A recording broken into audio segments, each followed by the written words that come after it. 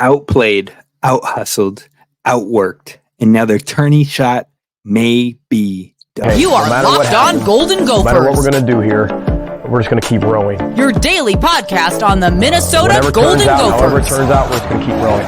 Part of the Locked On Podcast Network. Your team every day. We're just going to keep rowing, and keep rowing.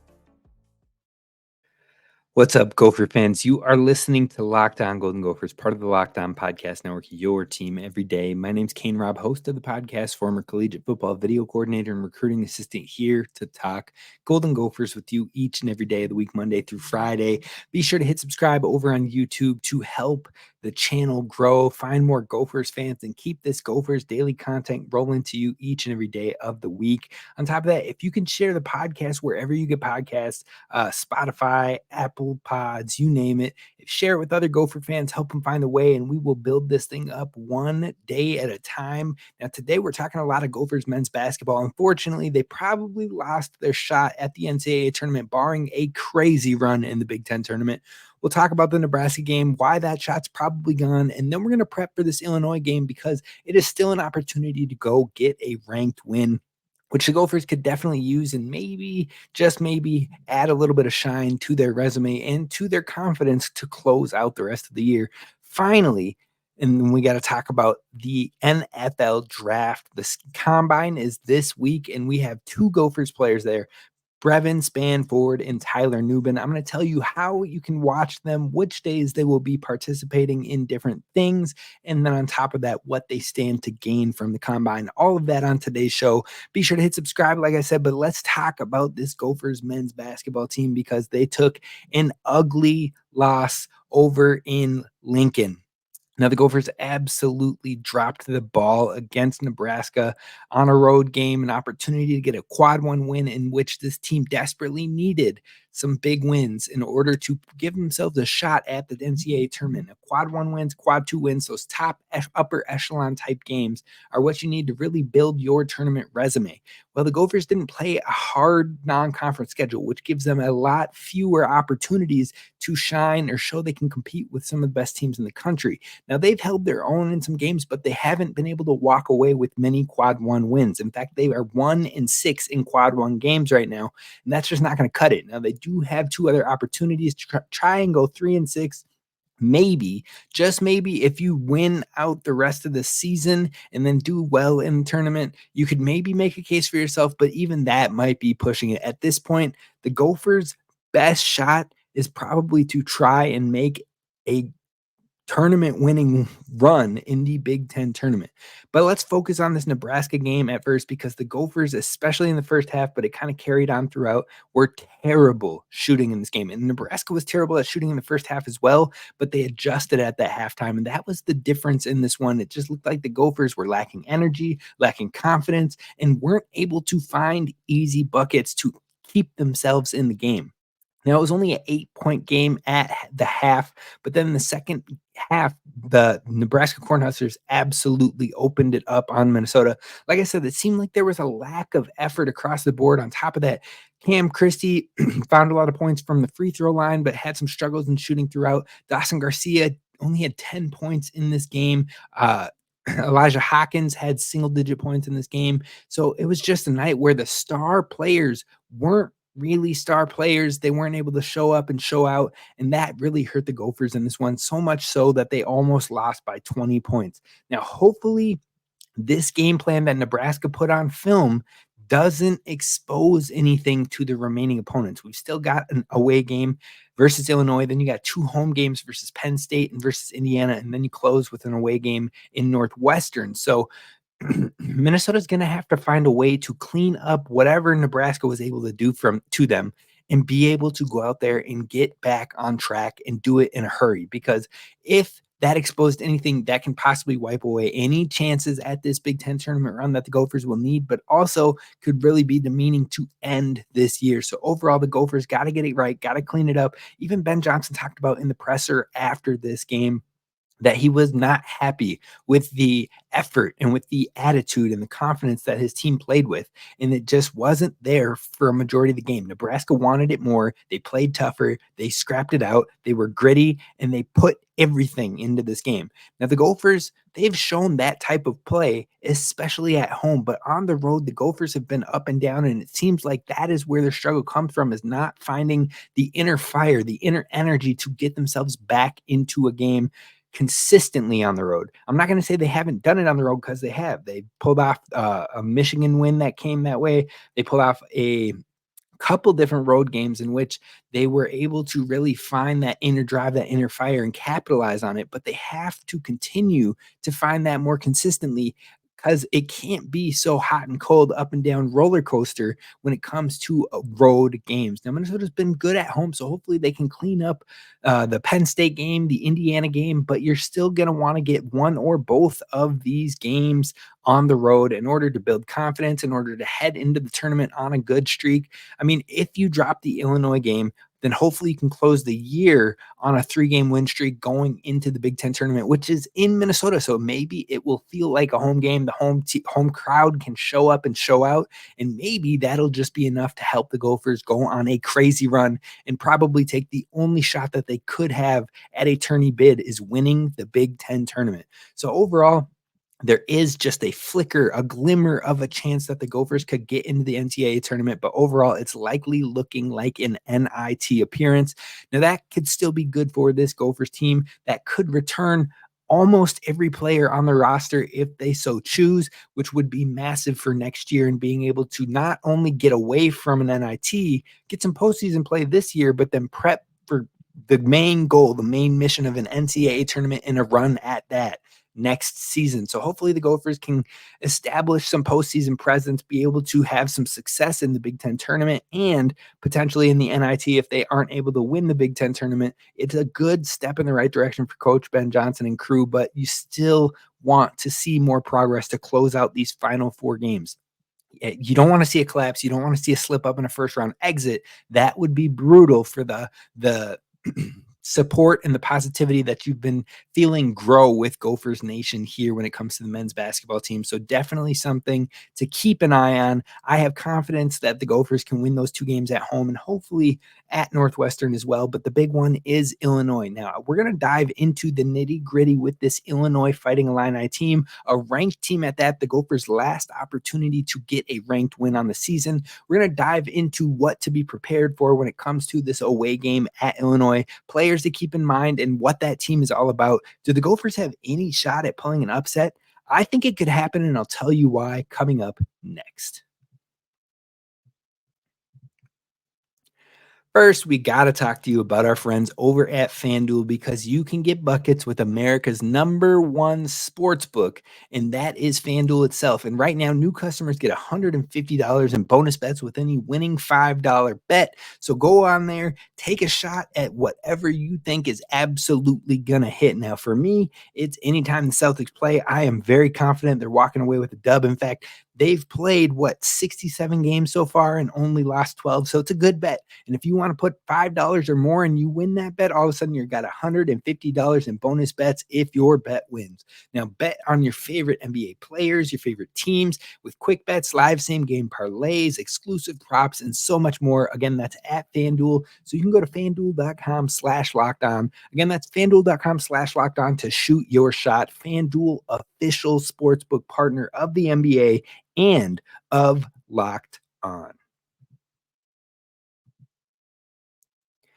All right, Gophers fans, so let's prep for this Illinois Fighting Illini game on the way to Champaign-Urbana. We got to talk about Illinois, the matchup that is coming up this week. I believe it's on Wednesday. Now, Illinois will be Minnesota's final shot at a regular season win over a ranked opponent. Now, they didn't have a whole lot of opportunities to go against ranked opponents this year. They went against a ranked Purdue on the road, weren't able to pull it off, but they stayed in the fight. They played a ranked Wisconsin at home, all the way down to the wire, had an opportunity to send the game to overtime in the final weaning seconds, but were unable to pull it off, again, down to the wire. And there's no reason to believe that Minnesota can't bring this one down to the wire as well, but hopefully they can end up on the right side of the wire on this one. Now, if they don't get this one, you can kiss an even slimmer odds at the NCAA tournament.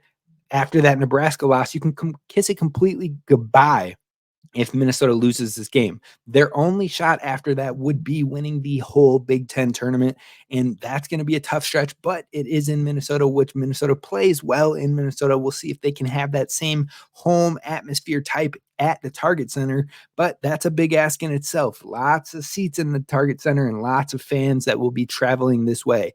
So overall, when we're looking at this Illinois-Minnesota matchup, Illinois stands as the 13th ranked team in the country. They're 20-7 so far in the year and currently a top 20 school in the net rankings, meaning they're one of the best in the country, whichever way you look at it.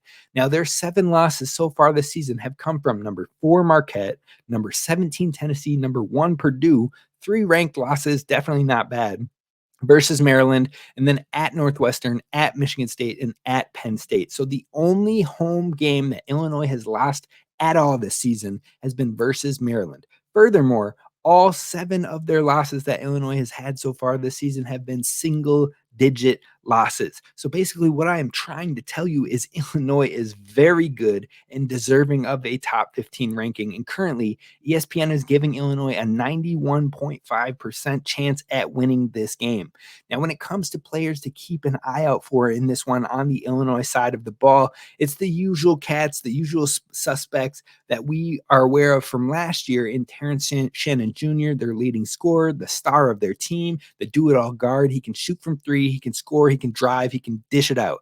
He is averaging 21.6 points per game, which is second in the entire Big Ten Conference, only behind Zach Edey, the 7'4" mammoth out there. So you know what? Terrence Shannon's might be a little bit more impressive in my mind because he's only averaging about 2 points less than Zach Edey, but he can do it all. Then you've got Coleman Hawkins, who is a very consistent player for the Fighting Illini. He's a sharpshooting wing who can also play some solid lockdown defense. Now, he's shooting nearly 40% from deep, so if he gets going, things can get hard for the Gophers or any team that Illinois is facing. But if he's shooting cold, a lot of this team can shoot fairly poorly from deep, and you can force them into issues or slumps. And that's Minnesota's one of their best bets in this game, is to really use that defensive prowess to force difficult shots. And hopefully Coleman Hawkins is one of the guys missing and causing those longer droughts when it comes to scoring for Illinois. Now, outside of those 2 players who we are used to seeing and used to playing, Illinois also has 2 key transfers that came in. Marcus Domask, now he transferred in from Southern Illinois. He's second on the team in scoring, 15 points per game and nearly 5 rebounds per game. And then they've also got Quincy Guerrier, who is transferred from Oregon. He also played at Syracuse in his first 2 years, averaging 10 points per game right now and 7 rebounds. So he's getting it done in multiple facets. Now, those 4 players are definitely the core for this team and the leading effort in the scoring fronts. Now, aside from those 4, Minnesota's keys for this matchup are going to be on the defensive side of things, in my opinion. The first one is going to be you have to force turnovers and deflections. Illinois can lead teams in games with their turnovers at times. Now, they take care of the ball fairly well, but in a few of their losses, they've pushed 15, 18 turnovers, and that's where Minnesota can try to capitalize and keep themselves in the game by forcing reckless turnovers, forcing different chances to get the ball back on your offensive end. I also don't think Minnesota is going to be in a rush to score in this one. It's not going to be a fast-paced game for Minnesota. They're going to want to try to slow it down, get through their offense, and get high-quality looks, especially on the inside with their 2 posts, Dawson Garcia and Pharrell Payne. Now, the second key for Minnesota, again on the defensive side of the floor, is to force ill-contested threes. If you can get a contest in there, you can force difficult shots. That's where Illinois can start to struggle and get in slumps, droughts, and go on cold streaks. Now, if they're struggling to get it going from 3, if they're struggling to get clean looks from 3, they can tend to go cold from the floor, and that helps keep some of these teams in games, whether it be Maryland or what have you. So overall, if you can force ill-contested threes, you can continue forcing more than normal turnovers, a high level of turnovers. I'd say probably 14 plus turnovers in the game. You're going to give yourself a really good shot at competing even on the road. And then finally, the thing that Minnesota could have play in their favor if they can really clean it up, really get into position, is they can create a lot of second chance opportunities and win the battle of the boards. Now, Purdue absolutely blew Illinois out on the rebounds.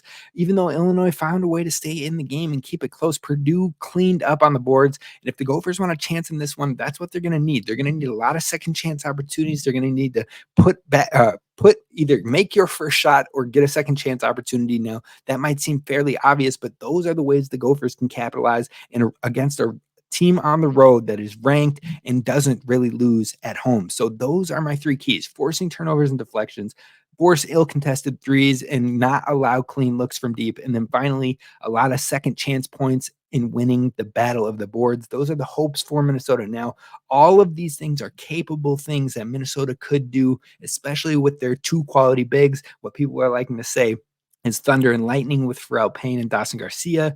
And they also have a defensive identity. Everybody on this Gophers team can cause problems. They have the length, they have the size to create deflections and the speed to hang in there, the stature to bang inside with the big. So overall, the Gophers have the chemical makeup, the team personnel to really push Illinois to the brink, but can they stay confident? Can they stay consistent? Like I said, the issues have been with Minnesota on the road and keeping that confidence and that energized play when they're on the road. Something they have struggled with time and time again this season. So if Minnesota is going to get it done and get their first ranked win and their only ranked win on the season when it comes to the regular season, they're going to need all of those aspects and more. Regardless, it should be a quality game. And if Minnesota can pull it off, hopefully they can pull off the Final Four and give themselves some confidence moving into the Big Ten tournament.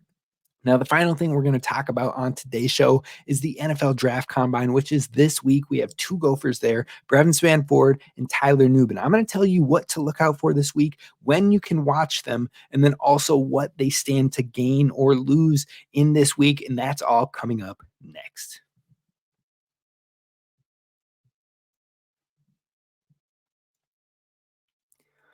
All right, Gophers fans, the final thing we are talking about today is the NFL Draft Combine, and that is this week. Now, we've got two Gophers there, Tyler Nubin and Brevyn Spann-Ford. Now, when it comes to Tyler Nubin, super highly regarded safety prospect, one of the best in the entire draft class by many different sites. In fact, 33rd team, which has a bunch of quality analysts and former professionals, former coaches that all contribute to it. They ranked Tyler Nubin the #1 safety prospect at the combine. And this is the time for him to go out there and prove it and capitalize on it. And also, he is riding the border right now of a first-round pick or a second-round pick. Now, we've seen a lot of Gophers right in that same range. We saw John Michael Schmitz on that range. We saw Boye Mafe on that range. We saw Rashad Bateman on that range. Now, Bateman was able to kick it into the first round, but the other two have been just outside in that early second round. So this is the opportunity for Tyler Nubin to put himself into the conversation for day one and really go out there and show that he is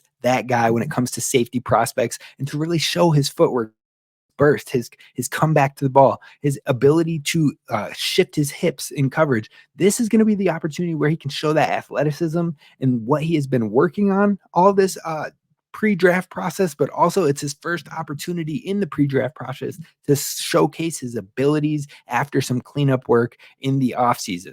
Now, on the other Gopher player, we have Brevyn Spann-Ford. I am very hopeful that this will allow him to showcase his ball skills and route running, because he hasn't gotten many opportunities, especially in his last year in 2023, to showcase the ball skills and his receiving ability. In fact, the Gophers didn't give him many looks at all. Now, he had a lot of progress, a lot of hope from that junior year in 2022, where he absolutely went crazy, almost 500 yards receiving, but the Gophers didn't really use him in the red zone, which is wild to me. You go to the Senior Bowl game and he's got a touchdown in the first or second drive for his Senior Bowl team. That is the type of thing that a lot of teams would probably think like, oh, we could use this guy in the red zone. He's a big body, 6'7", 220 pounds. Like he should go up, or 270 pounds. I'm tripping. 220 would be kind of small. 270, 265 pounds at 6'7". He can go up there and bang with any linebacker. He's got the speed to hang or bang with any corner, out jump any corner out there as well. So I think Tristyn Spann-Ford can help himself in those areas in this NFL draft combine. He didn't get to showcase it too much with Minnesota, but this is the time where he can really pique teams' interests in that department. And it's probably the biggest opportunity for him in the entire pre-draft process in order to boost his draft stock.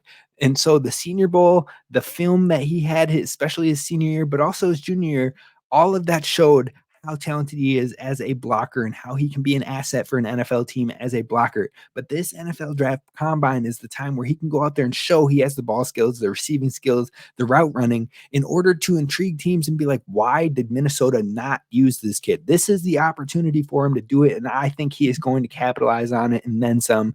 So overall, I'm excited for it. And this also, the combine should be beneficial for both Tyler Nubin and Brevyn Spann-Ford because it definitely highlights athleticism. And both of these guys have the measurables and the athleticism to impress teams out there. So I have high hopes that both of them can prove teams wrong and increase their draft stock.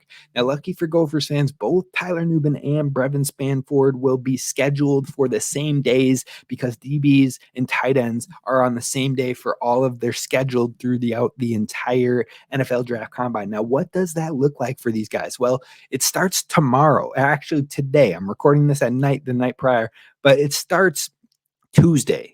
That'll clear things up for folks. A pre-exam and team interviews start on Tuesday for the DBs and the TEs. And then on Wednesday, you go to medical exams and then more team interviews. Thursday, it's media interviews, the NFLPA meeting, and then more team interviews. And then finally, Friday is the day where you can go and you can see the athletic testing. You can see the ball catching. You can see the 40 times for both defensive backs and tight ends. And then finally on Saturday, there will be the bench press and broadcast interviews and then departing for those groups. So like I said, very nice for Gophers fans that you can see both Brevyn Spann-Ford and Tyler Nubin on the same day with all of their testing. The on-field stuff will take place this Friday and you can catch it on television. So hopefully you'll be cheering on your Gophers and hopefully both of them can improve their draft capital on the upcoming NFL draft. Now, after this, their final opportunity will be their pro days, which will take place here in Dinkytown. I'm hopeful to be there in the flesh and be able to give you some updates on what we see and who is looking impressed. All that and more is coming, so definitely be sure to hit subscribe so you don't miss any of that daily Gophers content and the updates that come along with it. And be sure to follow me over at Gophers Kane Rob on Twitter, where you can get the live, latest, and greatest, the nitty-gritty when it comes to Gophers sports and what is happening, the scores, the insights, and also the behind the scenes where we can. I'll see you later tomorrow. In fact, be sure to hit subscribe. Like I said, now row the boat, Sky, you might go Gophers. And as always, don't forget to subscribe.